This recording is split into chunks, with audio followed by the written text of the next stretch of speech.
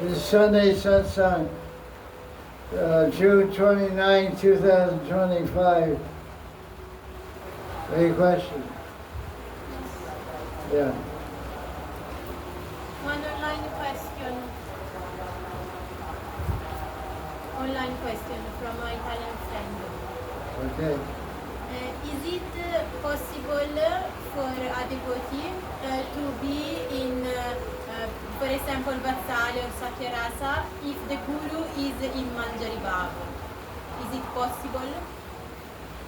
Is it possible for the guru, disciple to be in a different sthairati than the guru? Yes, of course.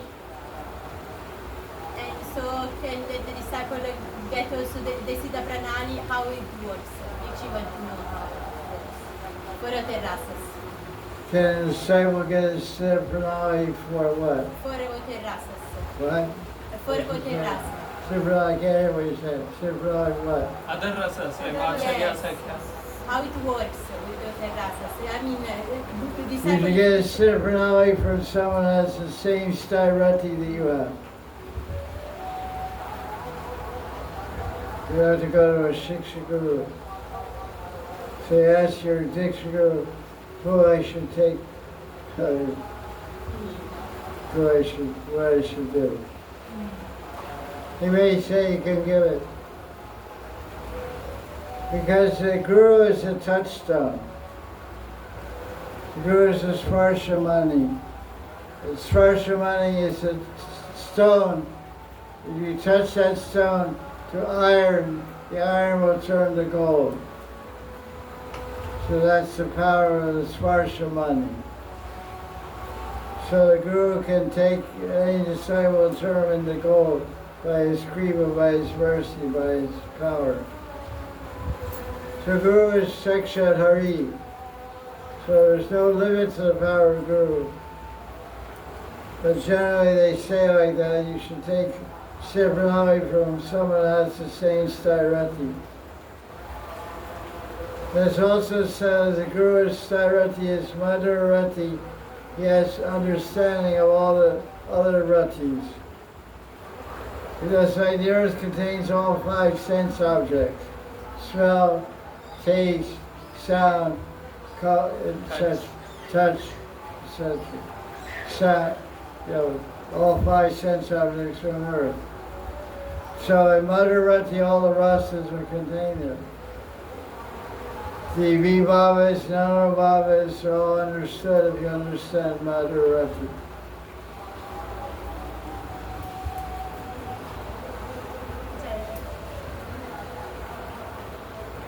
Any other question?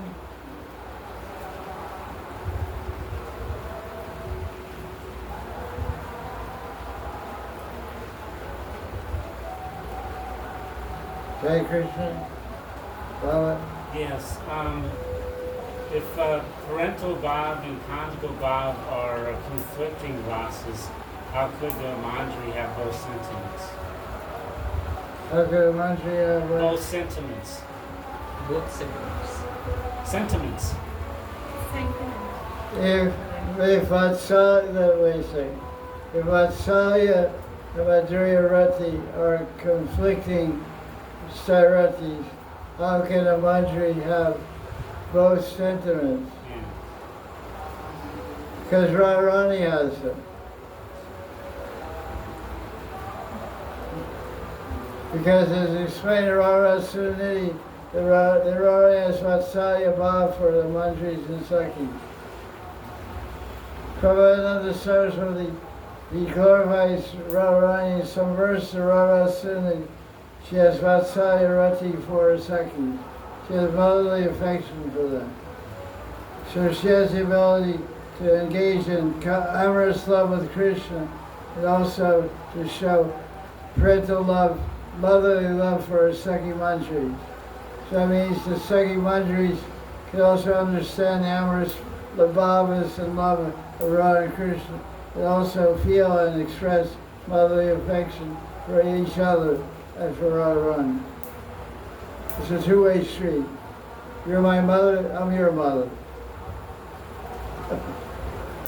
Radharani acts like a mother for the Manjaris. The Manjaris are like a mother for Radharani.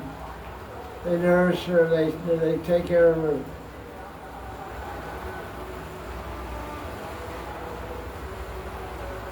That's what I understand. Well, you want to say something about that? No, I just wanted the question for the internet because there's people out there that Okay. may be curious about it. Yeah.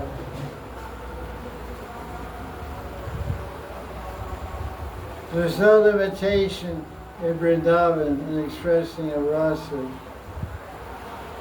Just like Balaram. Balaram has amorous love for his gopis, but towards Krishna he has parental bhav. These older brothers who acts like a father towards Krishna, so he has Vatsalya, he has a mixture of rasas. He has Sakirati, Vatsalyarati, and Madhurati all mixed together, and no rasa vas. He has friendship with Krishna and other coward boys, so he has Sakirati. He has Madhurati with his gopis and in Vrindavan, and he has Vatsalya, parental love, protection feelings for Krishna. So he has Vatsalya, all these are mixed up there. No rasa vas. So it's just different time, different place, different emotional body. The bodies are emotions. The external spiritual body is one, but the emotional body is a separate idea. If you express in different situations, you express different emotions. When Balaram's with his Sakhis, he expresses amorous love. When he's with Krishna, he's protecting him. Who killed Pralambasura? Balaram. Who went into Talawan forest first? Balaram or Krishna? Balaram. He shook the trees. Come on, you asses. I'll kick your ass.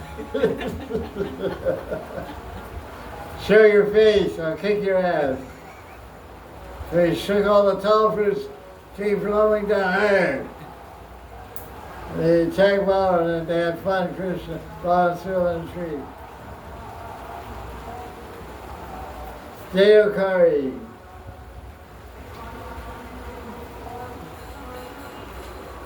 Dhanuka. There's a guest house in Vrindavan called Dhanuka. It's near ISKCON. I was thinking, I used to call it there.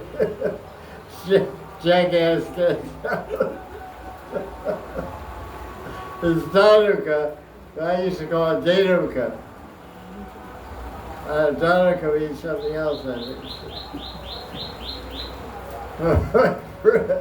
My friends were staying there in McCarthy. I said, that's Jack.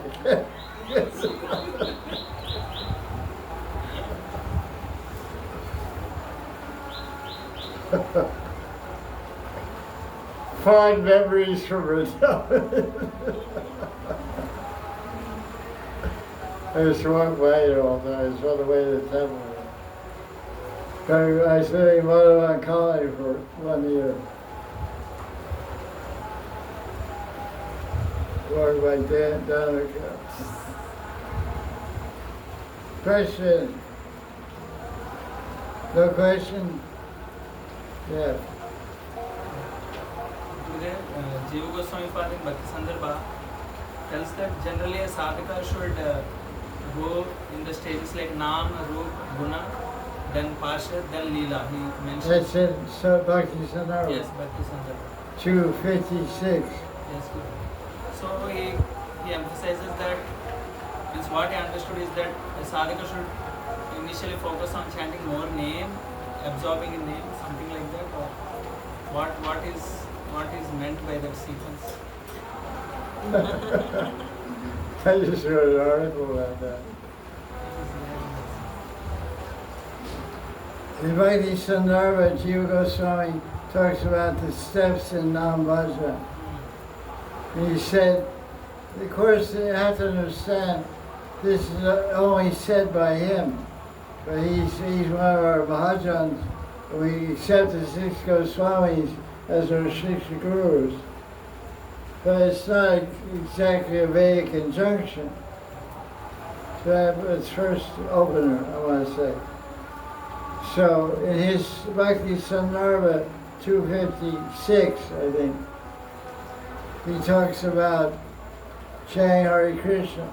First one should chant the holy name continually until to purify the antakaran. The antakaran means the subconscious mind, and the intelligence also is called antakaran. And when the subconscious mind is sufficiently purified, you realize that Krishna is his holy name. And until that time, you shouldn't even think of the form. And then he says, if you realize that Krishna's name is Krishna himself, and you're having that perception when you chant, and then you can start to meditate on Krishna's form, and then you can meditate on his form, beginning with the feet, which is also told in Bhakti Rasamrita. Meditating on the feet, the marks on the feet, and eventually you'll see those feet.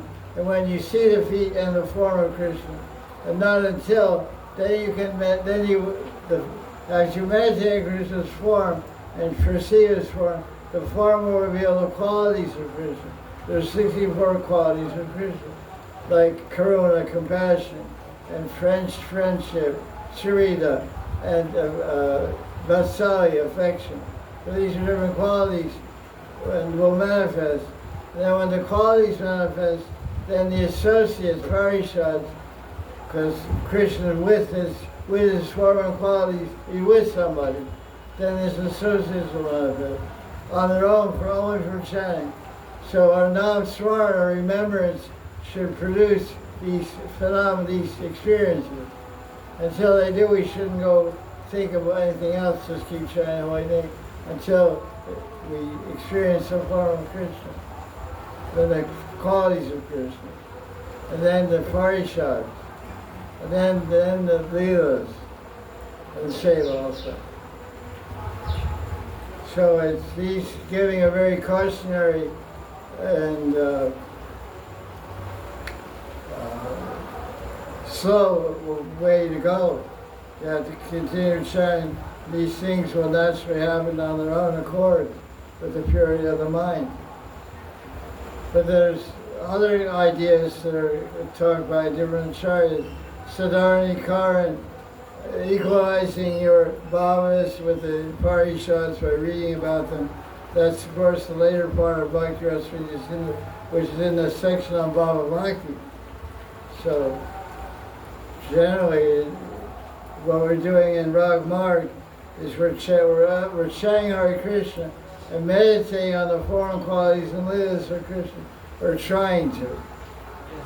We're trying to, by creating the samskaras and the impression in our subconscious mind. But we're not really experiencing. The article will come out on Facebook in a couple of days. I just wrote, it's called Nam Bhajan Steps to Smaran. I just wrote it last night. I talked about it in GSS a few weeks ago. I tell you here, in Sunday Satsang.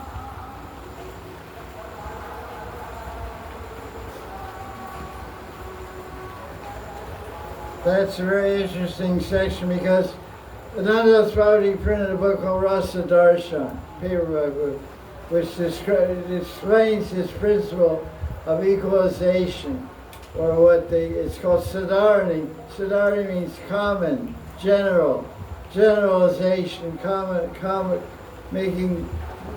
equalizing your feelings and emotion with someone else's. So the role, that's what Rag Marg means, to become one with the feelings and seva of a servant like Tulsi Manjari or Manjari. So that's part of Rag Sadhana at the level of Narsanavritti you can start, Rag Marg, So how do these things all match together?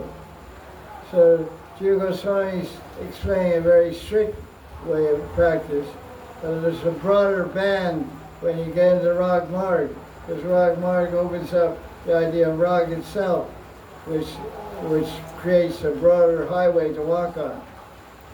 So that broader highway includes the practice of following a resident of Vrindavan and emulating and following their sevas and their leelas. But we're not really seeing it, we're not really seeing the form of Krishna by Jiva Goswami's definition.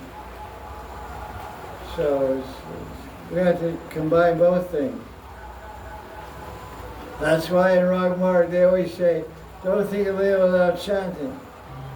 So chanting is there's always the bit about chanting and Leela. So chanting is silent, and you're thinking of Leela and chanting is not a difficult thing to do. There's 500 billion brain cells here. They have to have something to do, you know, except sleeping. Usually all those 500 billion brain cells are thinking of what to eat and how to sleep. So chanting always goes on, that's why devotees are always chanting all the time.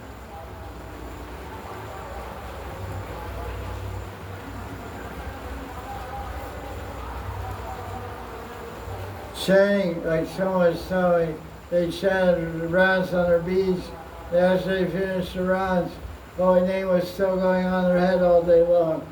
So that's how it's supposed to be. Their subconscious mind becomes the Maha Mantra.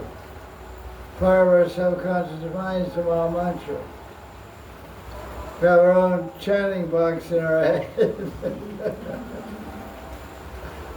It's a big box. They're usually those small things, though. It's a big chanting box.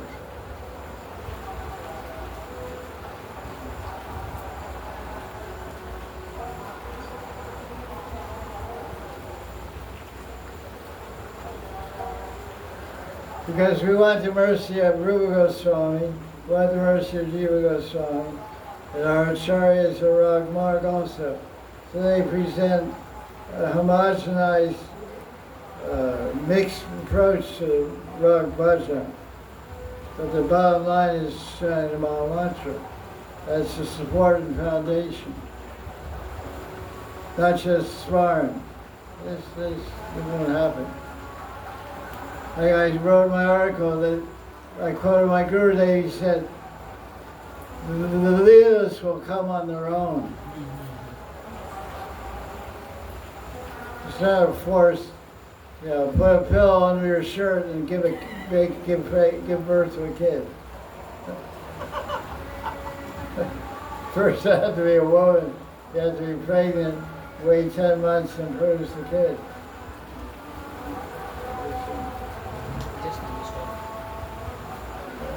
Stop that sound. Oh, I stopped it. Thank you. Good, you're attentive. Question. Is that clear? Yes,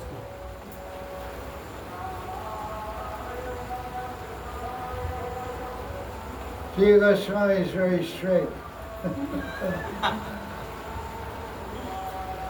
Because he's showing the real way, the real, you know, the slow and steady wins the race.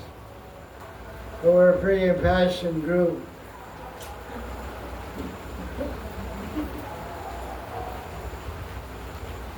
So that passion, that's what Rag means, passion. The word Rag means passion. So we actually have that passion by mercy of the Rag Bhakti, or by Krishna's mercy. That greed, that's the greed, the lobha, to want to be like Rupa Mantri, and that's a rare, very rare thing. Now open up so many pathways. That's verse in their 11th canto. He said you run down this path with closed eyes. Closed eyes means the Shrutis and the Smritis. You're not paying attention to the rules and regulations of Smriti. Hari Katha Smriti. Raga Bhakti. He's guided by his rag. But he doesn't, but he studies Shastra, so his practice is based in Shastra. He's firmly rooted and grounded in chanting the Maha Mantra. That's the main bhajan, it's called Nam-bhajan. Smaran is auxiliary to that. The main level of Raghunath Bhakti is Smaran, but where's the Adhikar, the real true Smaran? Because true Smaran, by definition of Rupa Goswami, comes to the level of Samadhi. That's Prema. There's 5 steps in Smaran. We're just doing, in beginning Smaran, occasional thinking of Krishna throughout the day. The last level is really, that's where Lila Smaran begins, at Samadhi. It just flows. It's called Swarasiki Upasana. Swarasiki. That means Prema. We read some book on Lila and we think of Lila, that's not Lila Smaran. That's creating samskaras, creating attachment in our mind and heart for Leela, and creating a proclivity and interest in it, and attracting the mercy of Krishna and Parishads. Because ultimately they have to put prema in our heart. Prema comes from up down, like a ray of sun. When that prema enters our heart, that's the Vishuddha Sattva principle, and then Leela comes with it.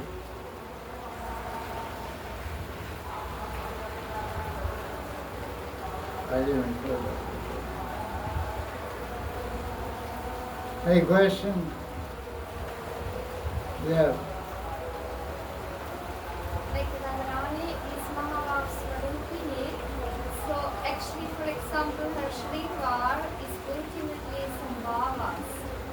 So how is it then? Also the Saktis and Manishwaris, what they wear, everything is ultimately probably also above. So how to meditate on that and how can you really explore on that? The question is asked, if I heard it correctly, that Radharani is Mahabhava Swarupini, and all of her ornaments and decorations are representing different emotions, which is described by Raghunath Das Goswami and Premamboja Miranda. He wrote a prayer in Somali called Premamboja Miranda, which is translated in Bengali in the Madhya Lila Chaitanya Charitamrita. Radharani's hairstyle is covered anger. So all her hair, earrings, her blouse, her choli, her sari is all emotion. It's not silk, it's not silver, it's not gold. It's all different emotions. So your question is, when the manjaris get the prasadi ornament, no, what is the question? Their status, also their form, is ultimately also God. Yeah, so all what I'm saying is all our ornaments, all our jewelry, it's all consciousness, and it's all full of Bhav, Mahabhav. So what's your question? So how to meditate on that? We meditate, that's Goswami directs in Samala. That, you know, her earrings are this and that. I can't remember because I'm not meditating like that. But that prayer, Preman Bhoja Miranda, Preman Bhoja, is in Stavavali, collection of all his poems. It's in one of those, is describing all that, and the commentary is here by Nanadas. So you read that, you get an understanding of the answer to your question. I can't recall it off the top of my head. I don't meditate. That's the really esoteric, interesting idea of deep meditation. I congratulate you on your level of meditative capabilities. That's quite inspiring. I'm not doing that, so I can't really. But that's where it's described. Srimali. And Krishna's Kairos was so impressed because they were sitting together at Shamakun writing Chaitanya Charitamrita. So Das Goswami wrote Preman Bhoja Randa. He read it's in Sanskrit. He read it to Krishna's Karas. He said, that's fantastic. I want to put it in my book. I'm going to translate this into Bengali so all the stupid Bengalis can understand what you're saying in Sanskrit. So he wrote Bengali couplets to describe it in Madhya Lila, which Chaitanya Church means. And that style is commented on by Nanda Swami. It's really deep. I read it sometimes, but I never went through it with my guru, unfortunately. I just I look at it and go, is that right? It's one of those parts of the book we offer flowers to it, you know. Put them all around it.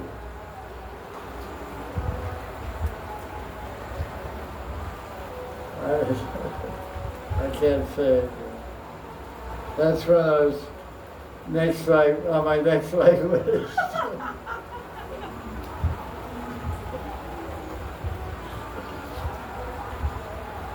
Maybe later in the end of life, I don't know. That's a challenge. That's definitely a swarty required to understand that.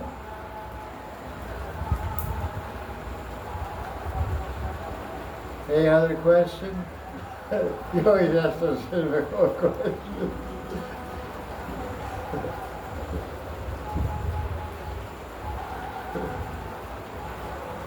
Graham, very wise.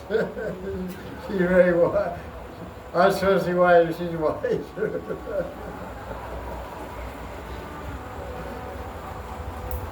Okay. Anything else? Okay, Jaya Jaya Sri Radhe.